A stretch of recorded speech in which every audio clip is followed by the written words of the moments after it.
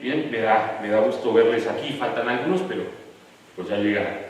Vamos a iniciar con una oración en esta mañana. Padre, te damos muchas gracias porque este día nuevo, Señor, que nos has regalado es una oportunidad más para poder conocer tus caminos, para poder entender cuál es tu voluntad, para poder caminar conforme a la dirección que tú nos marcas en tu palabra, Señor. Sabemos que los planes que tienes para nosotros son de bien y no de mal, y nos has mostrado en este principio tan importante del regalo de la llenura del Espíritu Santo, que tu voluntad es que sea derramado sobre todos aquellos que hemos sido llamados, que no estábamos cerca, que no te estábamos buscando, y sin embargo tú fuiste por nosotros, tú hablaste en nuestras vidas, abriste nuestro entendimiento y nos hiciste comprender que necesitábamos la salvación que Cristo ganó para nosotros, que no había otra manera de llegar a ti, que te necesitábamos a ti y que el sacrificio de Cristo era suficiente para limpiar nuestros pecados, y obedeciendo las enseñanzas de Cristo, en este caso referente a este principio de creer, arrepentirnos y bautizarnos en el nombre del Padre, del Hijo y del Espíritu Santo, no solamente recibiríamos la salvación, sino que nos daría la oportunidad de recibir el regalo de la presencia de tu Espíritu Santo en nuestras vidas. Gracias, Señor, porque esa es tu voluntad. No es únicamente para los pastores, no es únicamente para los maestros, no es únicamente para los apóstoles, sino para cada uno, sin importar la edad, sin importar el género, sin importar la condición socioeconómica, sin importar la preparación, sin importar nada de ello. Tu voluntad es llenar a cada miembro de tu iglesia de la presencia de tu Espíritu Santo y obrando tu Espíritu en nosotros, poder experimentar todas las cosas que tú has preparado para cada uno de nosotros, lo que has preparado para cada familia y lo que has preparado para esta congregación y para tu iglesia en el mundo. Alabamos y exaltamos tu nombre por esto, mi Dios. Espíritu Santo, sigue abriendo nuestro entendimiento y danos claridad para poder comprender lo que tú dices que tenemos que hacer en obediencia a ti, para que podamos recibir este maravilloso regalo que es tu presencia en nosotros, Espíritu Santo. Alabamos, exaltamos y glorificamos tu nombre, oh Padre, tu nombre, oh Hijo, y tu nombre, Espíritu Santo. Amén. Muy bien. Hemos estado meditando en el episodio del pecado de Acán durante la conquista de la ciudad amurallada de Jericó, que se narra en Josué capítulo 6 y capítulo 7, y la semana pasada comenzamos a ver el segundo ámbito basado en ese episodio de las Escrituras, el segundo ámbito en el que debemos aplicar el primer nivel de la santidad. Y ese segundo ámbito consiste en santificar o purificar nuestra vida del pecado. Vimos que en el Antiguo Testamento el pueblo de Israel se necesitaba preparar para poderse presentar delante de Dios. No podían presentarse así de manera descuidada. El propósito de esa preparación era santificarse o purificarse de sus pecados mediante la ceremonia de la purificación que Dios le dio a Moisés. que debían de seguir. Si alguien del pueblo se presentaba delante de Dios sin haberse santificado o purificado, sería destruido por la presencia de Dios a causa de su pecado. También vimos en las Escrituras que el plan original de Dios era que el tabernáculo, que es donde se manifestaba la presencia de Dios, estuviera exactamente en medio del campamento de Israel. Dios quería que su presencia estuviera en medio de ellos, pero por causa de que ellos pecaban continuamente, y como Dios es santo, tomó la decisión de que Moisés tomara el tabernáculo y lo sacara lejos del campamento, no al ladito, no a las afueras, lejos del campamento. ¿Para qué? Pues para que Dios no los destruyera en algún momento. Y todo aquel que quería ir a consultar a Dios al tabernáculo de reunión, primero debía santificarse o purificarse de sus pecados mediante la ceremonia de la purificación, para no correr el riesgo de que Dios lo destruyera. ¿Sí? Muy bien, y entonces lo último que leímos la semana pasada fue el pasaje de Números 19, del 1 al 10, en la Nueva Traducción Viviente, en donde nos describe precisamente en qué consistía esta ceremonia de purificación en el Antiguo Testamento. Voy a volver a leerlo porque lo vamos a conectar ahora con el Nuevo Testamento, entonces que lo tengamos presente. Entonces, voy a leerlo. Números 19, del 1 al 10, Nueva Traducción Viviente, dice así: el Señor les dijo a Moisés y a Aarón: este es otro requisito legal ordenado por el Señor, u otra ordenanza de Dios. Es otra forma de decirlo. Esta es otra ordenanza ordenada por el Señor. Dice: díganle al pueblo de Israel que traiga una novilla de color rojizo, un animal perfecto y sin defecto, al que nunca se le haya colocado un yugo para el arado. Entréguenla al sacerdote Eleazar para que sea llevada fuera del campamento y la maten en su presencia. Entonces Eleazar tomará con el dedo un poco de la sangre y la rociará 7 veces hacia el frente del tabernáculo. La novilla será quemada por completo, la piel, la carne, la sangre y el estiércol, en presencia de Eleazar. Después el sacerdote tomará un palo de cedro, una rama de hisopo y un poco de hilo escarlata y los arrojará en el fuego donde se quema la novilla. Luego el sacerdote lavará su ropa y se bañará en agua. Después podrá volver al campamento, aunque permanecerá ceremonialmente impuro hasta el anochecer. El hombre que queme el animal y también lavará su ropa y se bañará en el agua y también permanecerá impuro hasta el anochecer. Luego alguien que esté ceremonialmente puro recogerá las cenizas de la novilla y las depositará fuera del campamento en un lugar ceremonialmente puro. Las conservarán allí para que la comunidad de Israel las use en el agua para la ceremonia de purificación. Esta ceremonia se realizará para quitar los pecados.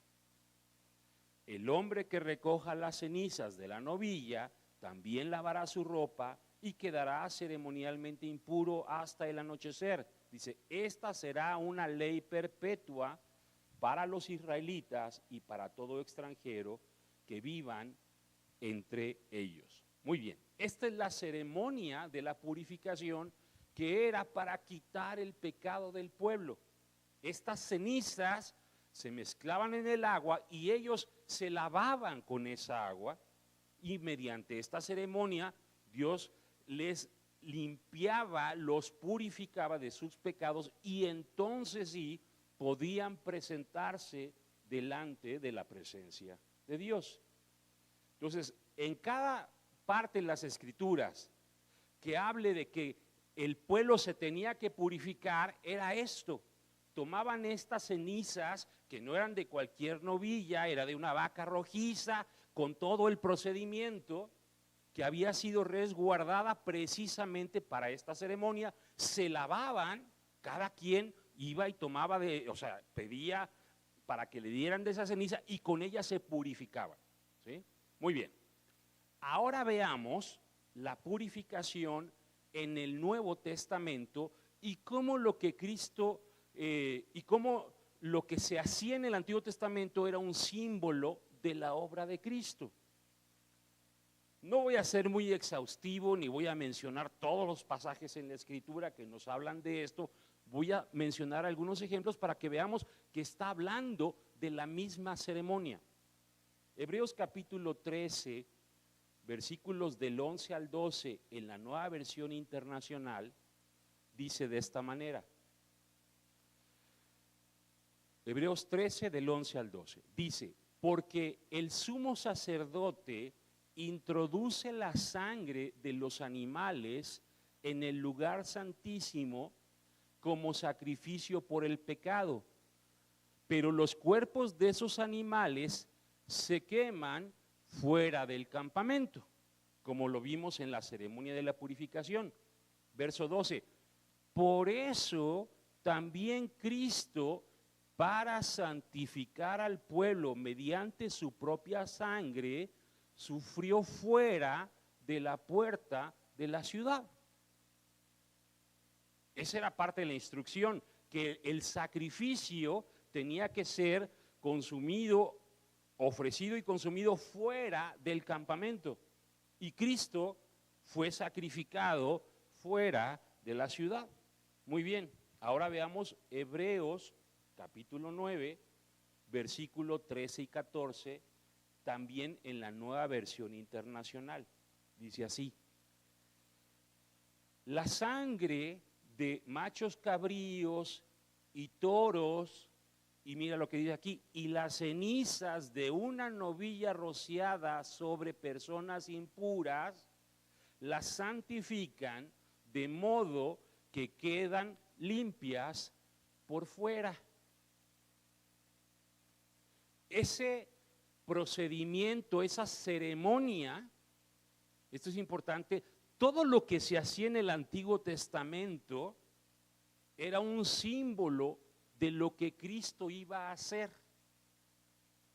Lo que ocurría, vamos a decir, el alcance de todo lo que se habla en el Antiguo Testamento es el exterior. Dice, vuelvo a leer: la sangre de machos cabríos y de toros, las cenizas de una novilla rociada sobre personas impuras, las santifica, de modo que quedan limpias por fuera. Como no eran limpias por dentro, ¿qué pasaba con el pecado? Seguía ahí y volvían a pecar, y tenían que volver a ser limpiadas por fuera, una y otra y otra y otra y otra vez. Y mira lo que dice la Escritura, continuando el pasaje,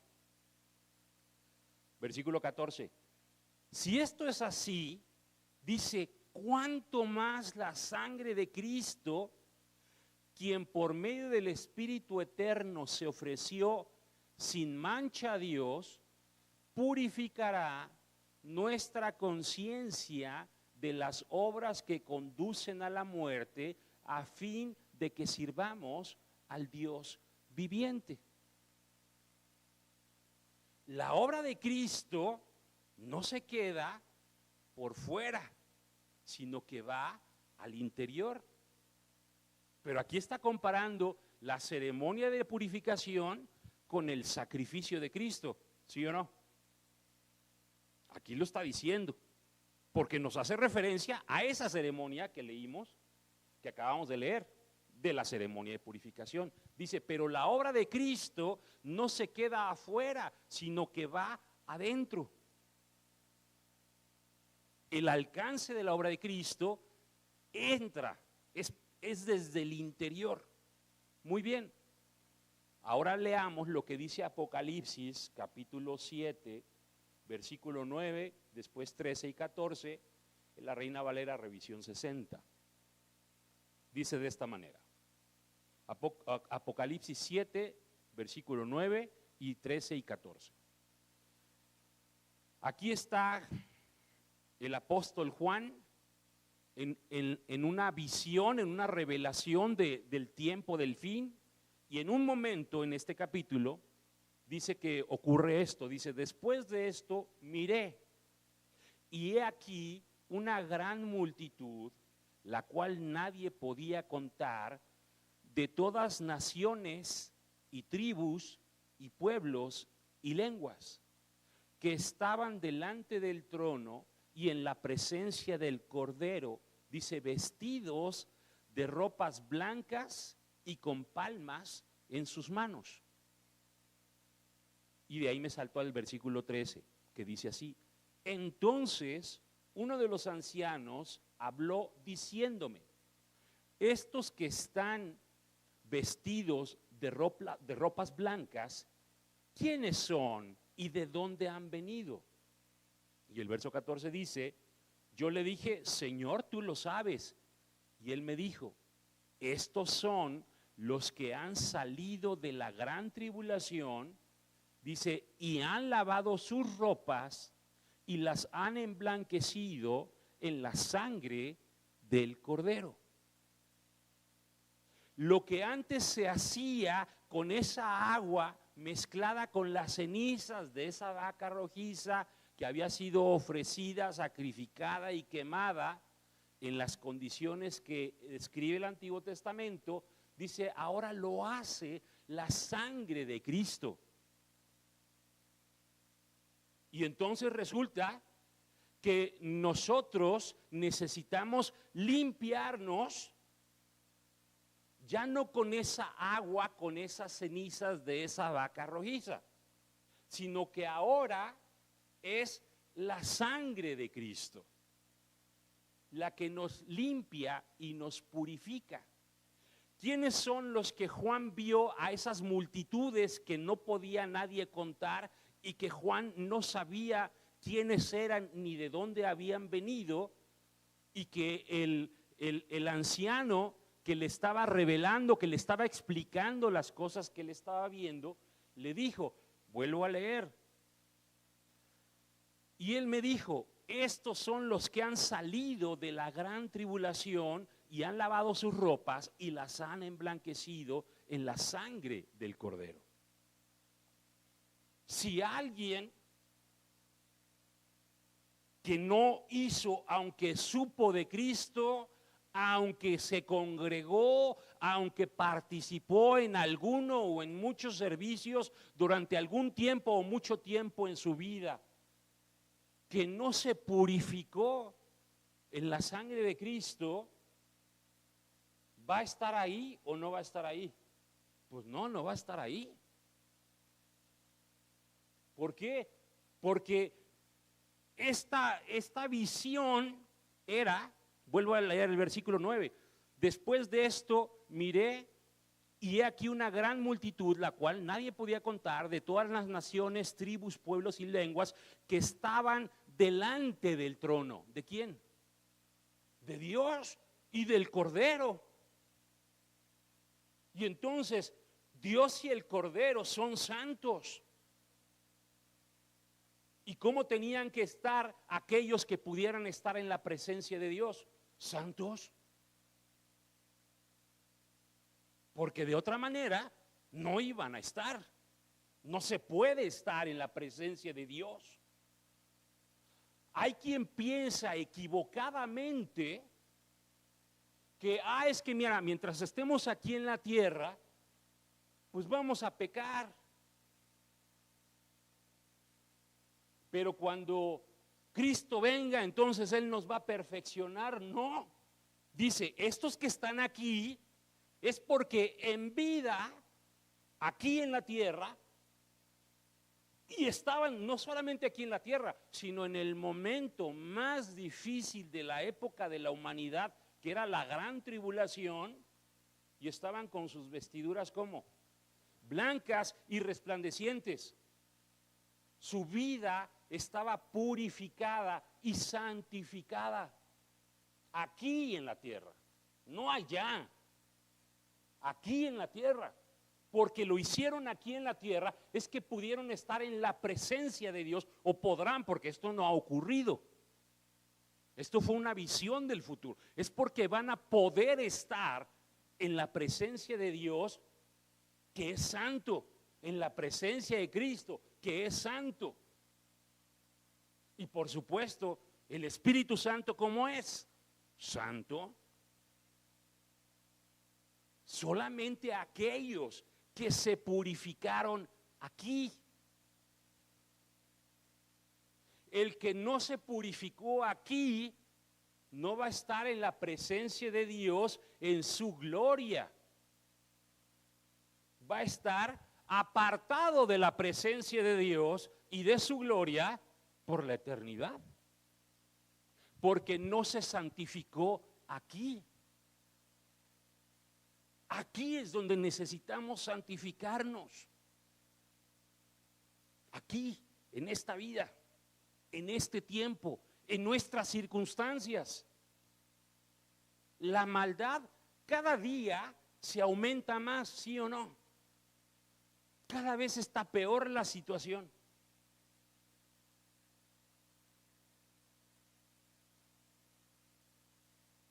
Y sin embargo, el Señor nos dice que seamos como santos. Si queremos estar en la presencia de Dios en la eternidad, necesitamos ser santos aquí. Aunque el mundo aquí cada vez está peor. Cada vez está peor. El plan de Dios, por medio del sacrificio de Cristo, va mucho más allá de que su presencia esté en medio de nosotros como en el Antiguo Testamento. Dios quiere que su presencia esté dentro de nosotros.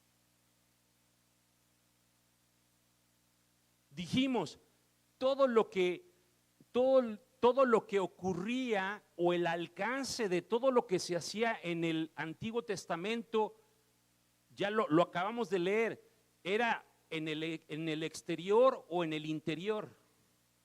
En el exterior, aún la presencia de Dios era exterior en medio de ellos, pero no en ellos.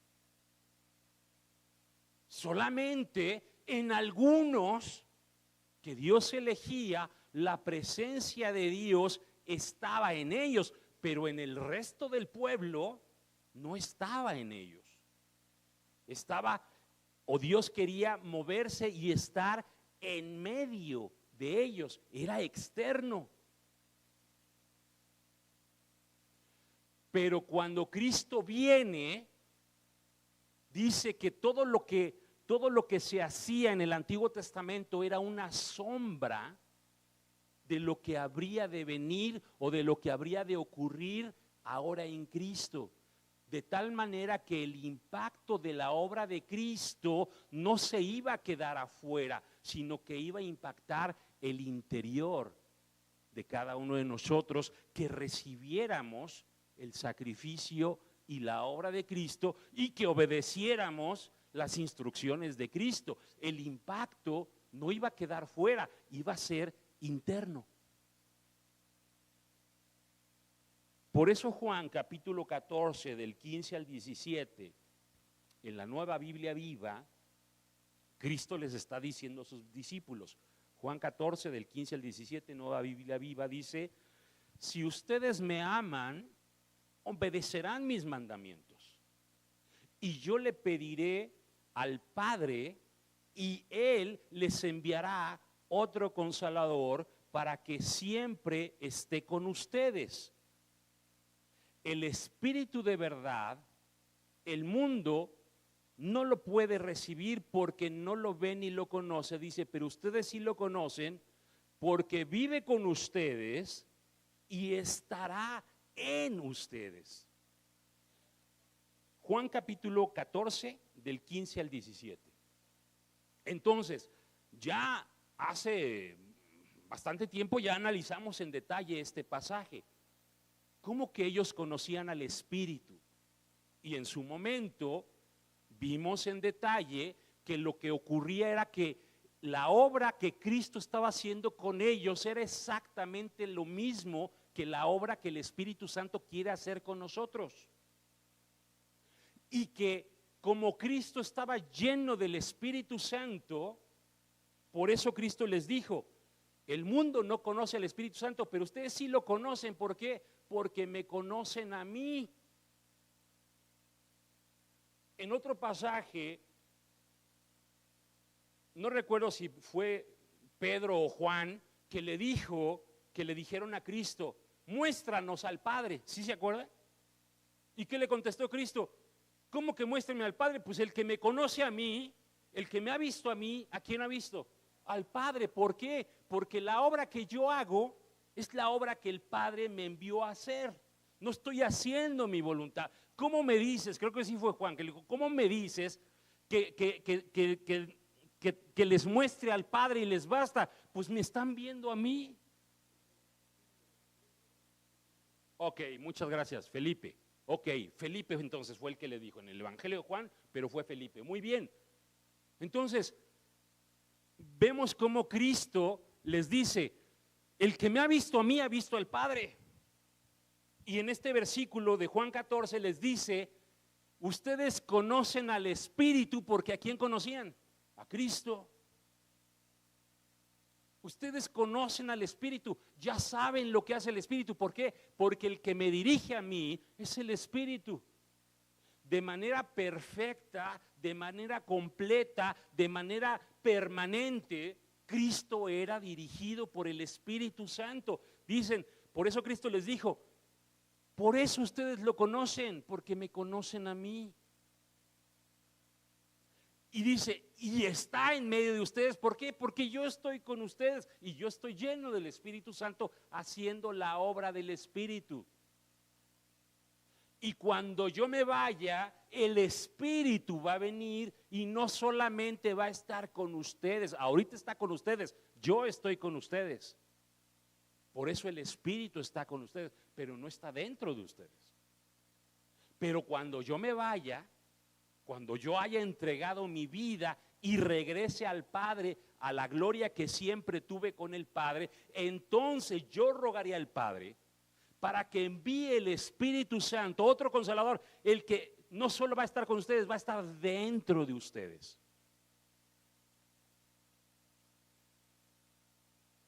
Y en Juan capítulo 7, versículo 38 y 39, en la Nueva Biblia de las Américas, dice así: el que cree en mí, como ha dicho la Escritura. Juan 7, 38 y 39 en la Nueva Biblia de las Américas dice: el que cree en mí, como ha dicho la Escritura, de lo más profundo de su ser brotarán ríos de agua viva. Otra vez, no está hablando el exterior, está hablando del interior. De lo más profundo de su ser brotarán ríos de agua viva. Dice, pero él decía esto del Espíritu que los que habían creído en él habían de recibir, porque el Espíritu, está hablando el Espíritu Santo, no había sido dado todavía, pues Cristo aún no había sido glorificado. La obra de Cristo tiene un impacto en el interior de nosotros. Su alcance no es exterior, es interior. Entonces, aquí Cristo les está diciendo, les está hablando otra vez. Si ustedes creen, en Juan 14 decía, si me aman, obedecerán mis mandamientos. Y entonces yo rogaré al Padre para que les envíe al Espíritu Santo, para que esté en ustedes. Y aquí dice, en Juan 7:38 dice, el que cree en mí, como ha dicho la Escritura, de lo más profundo de su ser brotarán ríos de agua viva. Hablando del Espíritu Santo, dice que habrían de recibir los que creyeran en Él. Nosotros ya creímos en Cristo. Sí, ¿verdad? Bueno, pues entonces, esta promesa es para nosotros, ¿o no? Esta promesa es para nosotros. Pero resulta que las promesas se reciben mediante la fe. Y la fe se demuestra mediante la obediencia. No es en automático. No es ni sin fe ni sin obediencia. ¿Por qué? Porque alguien puede decir que tiene fe, pero si no obedece, ¿de qué sirve esa fe? De nada. La fe se perfecciona en la obediencia. Tienen que ir juntas. Si no hay fe, pero hay obras, pues esas obras no sirven. Y si hay fe, o sea, pero no hay obras, pues entonces la fe no sirve, está incompleta. Se necesita la fe y se necesitan las obras de fe, las obras de obediencia. Les decía, hay una versión de la Biblia que se llama Código Real, la pueden encontrar en las librerías, en donde pues es solo el Nuevo Testamento, y me gusta como lo dice ahí. Siempre que habla de la fe, dice fe obediente, no dice fe. Todos los versículos del Nuevo Testamento en donde hablan de la fe, menciona fe obediente. Por ejemplo, el versículo que todos conocemos, pero sin fe es imposible agradar a Dios. Si leemos ese versículo en esa versión, dirá algo así como que sin fe obediente es imposible agradar a Dios. Y queda más claro, ¿no? La fe tiene que ir acompañada de obediencia, si no, no es fe. Y así, todo lo que dice la Escritura, todo lo que habla el Nuevo Testamento, añadámosle nosotros, aunque no leamos esa versión, fe obediente, para que nos quede claro que no es nada más decir que yo creo, sino es hacer lo que dice Dios. Aquí vimos que Cristo dice, el que me ama obedece. Y en Juan 7 dice, el que cree en mí, entonces aquí nos está hablando de la fe y de la obediencia. ¿Y en relación a quién? Al Espíritu Santo. ¿Sí? Muy bien. En el primer nivel de la santidad, dijimos que significa estar limpio de pecado y apartado del pecado. Eso es el primer nivel de la santidad. Limpio de pecado y apartado del pecado. ¿Habrá un orden o será indistinto? Hay un orden. Primero hay que estar limpio de pecado y después apartado del pecado. ¿Sí? Muy bien, ya vimos lo que Dios dice en semanas pasadas que debemos hacer para estar limpios de pecado. No es que nosotros lo logremos por nuestros propios medios, sino que más bien, ¿qué ocurre? Hay tres eventos o tres puntos o tres momentos que se deben de dar para que podamos estar limpios de pecado en un área de nuestras vidas. Voy a repasarlos. No los versículos, sino simplemente la idea principal que ya vimos en las Escrituras que están basados ahí. El número uno, si en algún área de nuestras vidas estamos en pecado, el Espíritu Santo interviene para nuestro bien, redarguyéndonos. Si el Espíritu no nos redarguye de pecado, como nuestro corazón es engañoso, vamos a pensar que estamos como bien. El fariseo que fue al templo a orar, ¿cómo creía que estaba delante de Dios? Bien. ¿Y cómo dijo Cristo que estaba? Mal.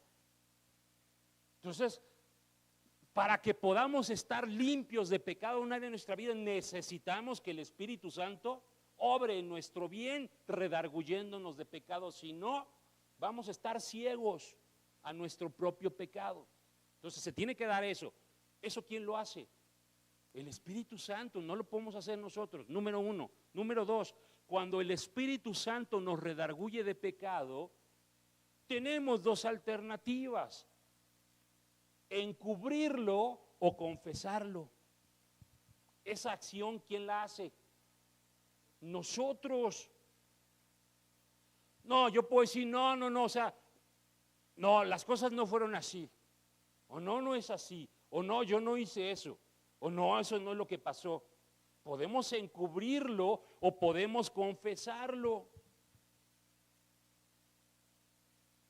Si lo encubrimos, ¿vamos a llegar a ser limpios de pecado? No. ¿Por qué? Porque ya nos autojustificamos. Y Cristo dice, el que se justifica, el que se autojustifica del pecado porque no quiere reconocerlo, dice, es un ciego guía de ciegos. Está mal. Y no importa cuánto sepa de la Biblia, está ciego, no se da cuenta de su condición. Está muy, o sea, como conoce la Biblia, puede estar señalando, ay, tú estás mal en esto, y tú estás mal en aquello, y tú estás mal en aquello. Y Cristo dice, ¿cómo le haces con aquella viga en tu ojo para ver la paja en el ojo de tu hermano? El Señor dice, quita primero esa paja, esa viga, para que puedas ver bien y ayudar a tu hermano a quitar la paja de su ojo. Todo eso que habla la Escritura es de aquel que el Espíritu lo redarguyó, pero que no quiso confesarlo, que quiso encubrirlo, ¿no? Entonces tiene que dar esta segunda. Tenemos que tomar nosotros la decisión de confesarlo. Y número tres, si elegimos el camino del arrepentimiento verdadero, entonces Dios nos perdona y limpia de toda maldad. Dice la Escritura, si confesamos nuestros pecados, Él es fiel y justo para limpiarnos de nuestros pecados por la sangre de Cristo, por la obra de Cristo en la cruz, y limpiarnos de toda maldad. Si lo confesamos, y entonces el tercer evento es que Dios nos limpia, Dios nos purifica. Y entonces en ese momento, delante de Dios, en esa área de nuestra vida, ¿cómo estamos? Limpios de pecado. Ya estamos limpios de pecado. Muy bien, la mayoría de los cristianos estamos familiarizados con estos tres pasos y son los que en términos generales llevamos a cabo, aunque a veces nos resistimos y no damos nuestro brazo a torcer. En el que nos toca, en el segundo, ahí no damos nuestro brazo a torcer. En muchas áreas. Porque no queremos reconocerlo. Pero cuando lo reconocemos y hacemos lo que Dios dice, entonces, pues entonces el Señor nos limpia de pecado. Y también ya vimos lo que dice Dios que debemos hacer para mantenernos apartados del pecado. Una vez que ya fui limpiado por la sangre de Cristo en un área de mi vida, la santidad ahora me corresponde, o lo que nos toca es mantenernos apartados del pecado. Ya fuimos santificados en esta área de nuestra vida, ahora debemos mantenernos santificados. Y ahí también interviene Dios.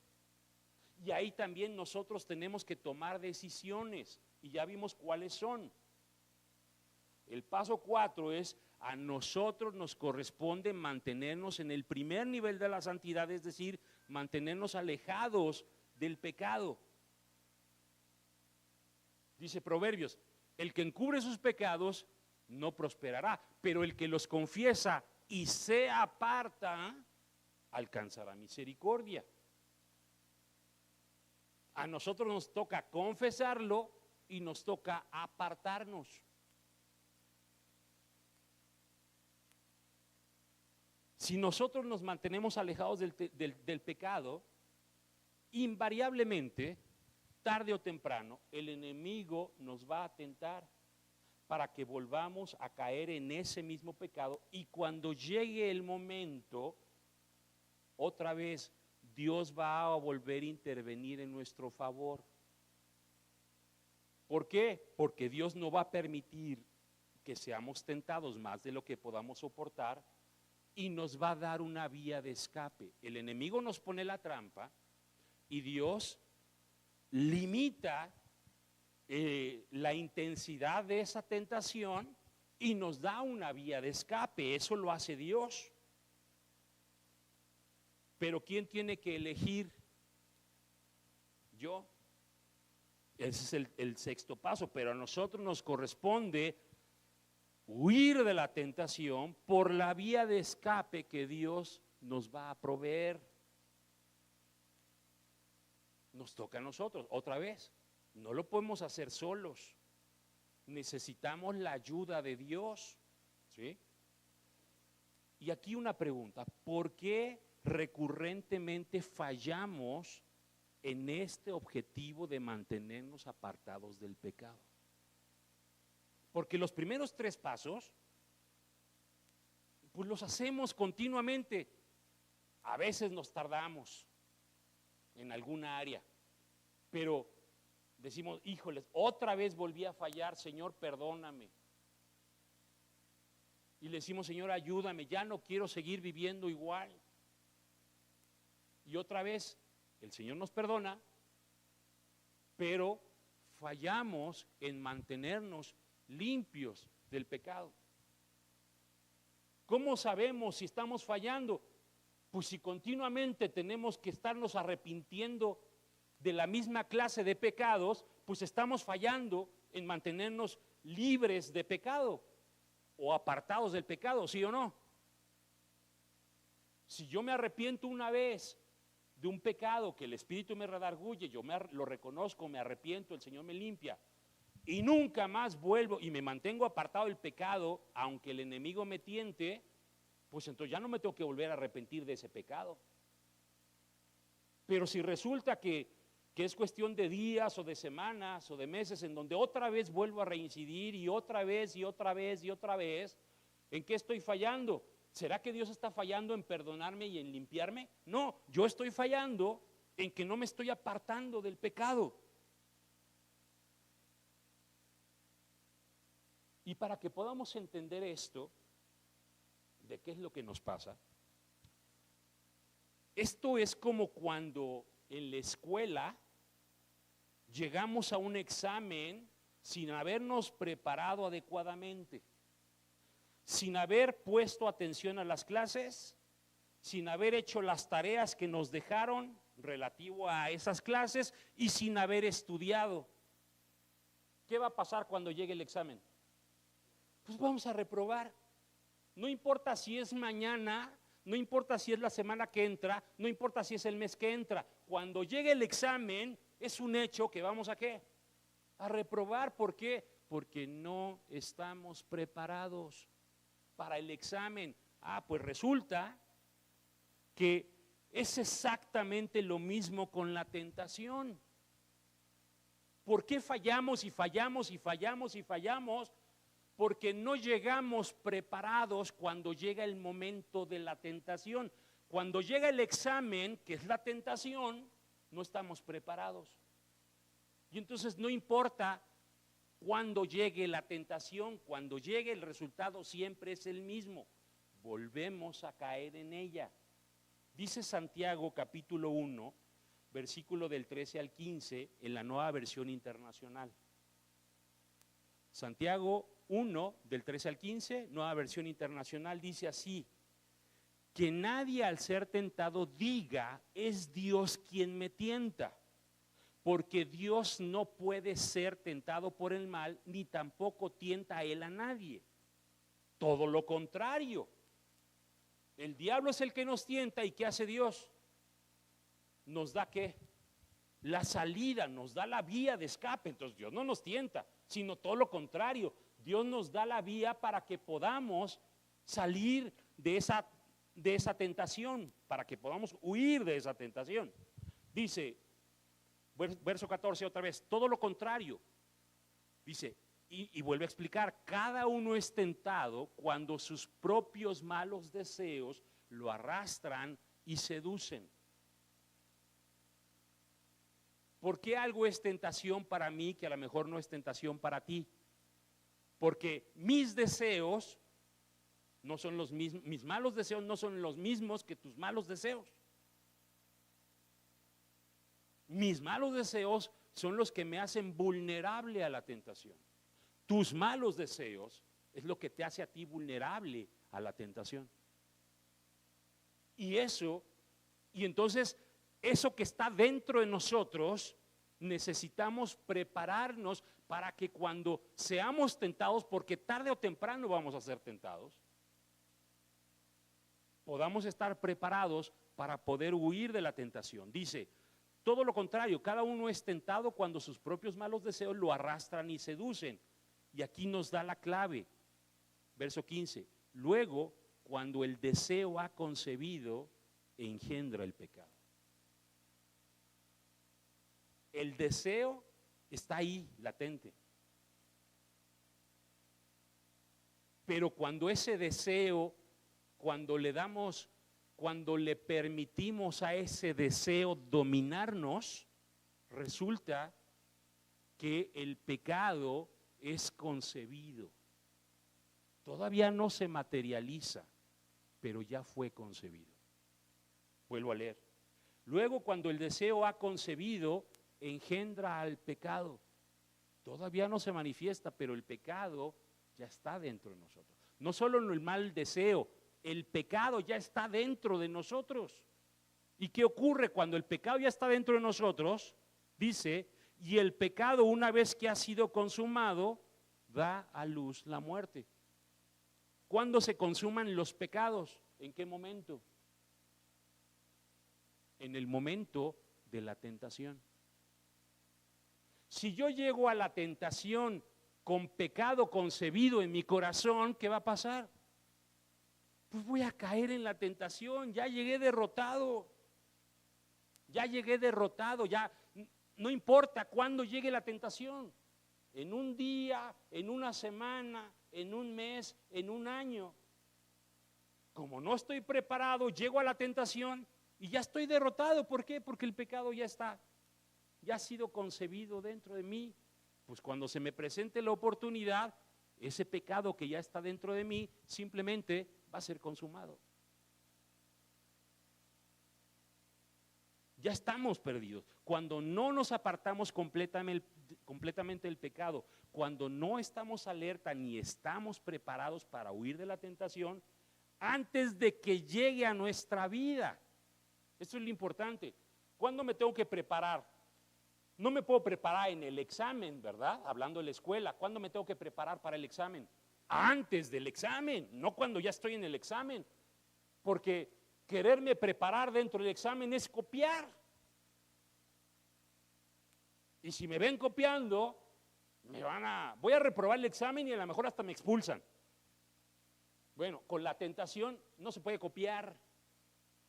Si no llegas preparado, ya reprobaste.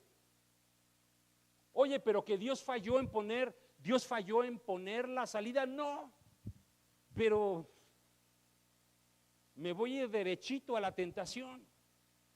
Dice, el prudente ve el mal y se aparta, el insensato sigue de frente y sufre el daño. Hay que estar preparados antes. Ese es el problema, hermanos. Por eso es que reincidimos una y otra vez. porque no estamos preparados. Llegamos derrotados al momento de la tentación, irremediablemente seremos vencidos y volvemos a caer una y otra vez en los mismos pecados. Y la Escritura, y entonces, y si vuelvo a caer en el pecado otra vez, ahora ¿cómo está mi vida en esa área?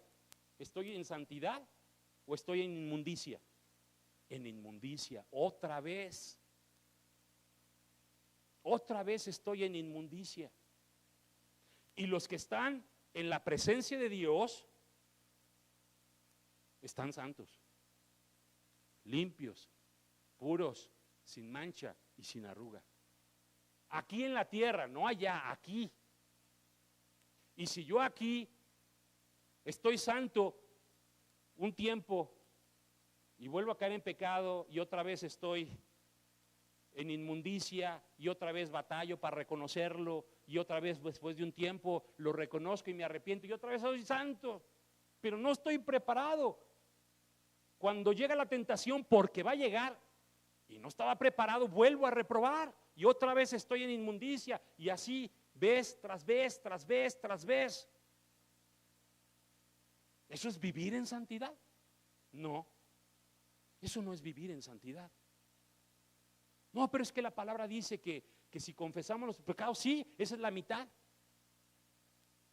La mitad del primer nivel de la santidad es esa. Si confesamos nuestros pecados, Él es fiel y justo para perdonarnos y limpiarnos de toda maldad. Pero la segunda mitad no la hacemos porque no nos preparamos. La próxima semana vamos a ver en las Escrituras en qué consiste esta preparación para poder resistir la tentación y huir cuando se nos presente. Vamos a ver 3 ejemplos muy claros en las Escrituras que ilustran qué es lo que ocurre cuando alguien está preparado o cuando alguien no está preparado. En dos casos las personas llegaron al momento de la tentación sin estar preparados y cayeron en la tentación a la primera. El diablo no se tuvo que esforzar mucho, a la primera.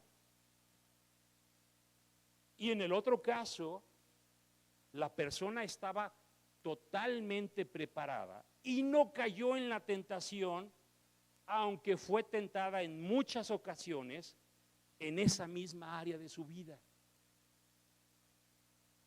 Todavía no sabemos, a lo mejor intuyen ya quién podrán ser estos 3, pero este tercero que estaba preparado, fíjense lo importante, no importa cuántas veces lo tentó el diablo, como estaba preparado, se pudo mantener apartado del pecado todas las veces que fue tentado. Eso es lo que Dios quiere para nosotros. Vamos a hacer una oración. Padre, gracias en esta mañana, porque tu palabra dice que conoceremos la verdad y la verdad nos va a hacer libres. Libres para obedecerte, libres del error, de la equivocación, libres de las consecuencias del pecado. Tu palabra nos da esperanza, la verdad nos da esperanza. Si llegamos a la tentación y no estamos preparados, es lógico que caigamos en la tentación. Es lógico, no hay de otra, vamos a caer en la tentación. Pero gracias que tú nos has de mostrar en tu palabra cómo prepararnos antes de que llegue la tentación, porque va a llegar. Ya sabemos que va a llegar. Tu palabra nos va a mostrar qué es lo que tenemos que hacer para que cuando llegue ese momento estemos plenamente preparados. Y entonces, cuando estamos preparados, siguiendo las instrucciones que tú nos das en tu palabra, no va a importar cuántas veces lo intente el enemigo. No va a importar de cuántas formas nos trate de hacer caer. En todas y en cada uno de los intentos del enemigo, ahora el que va a fallar es el enemigo, porque estamos preparados. Señor, gracias, que no depende de nuestra fuerza de voluntad, depende de nuestra fe obediente. Depende de que entendamos lo que tú dices y que hagamos lo que nos toca. Porque tú eres fiel para respaldar tu palabra en aquel que te cree y que lo demuestra obedeciéndote. Gracias, Señor. Gracias, Señor, porque este círculo destructivo que de pronto nos llega a hacer pensar que, híjoles, pues igual no servimos para esto. No, no es que no servimos, es que nos falta conocimiento. O si tenemos el conocimiento, pues nos falta creer y obedecer. Pero teniendo el conocimiento, creyendo y obedeciendo, vamos a estar preparados. No vamos a fallar. El enemigo es el que va a fallar. Y tu voluntad se ha de cumplir en nuestras vidas. Alabamos, exaltamos y glorificamos tu nombre por esto, Padre, tu nombre, oh Hijo, y tu nombre, Espíritu Santo. Amén. Dios les bendice, hermanos.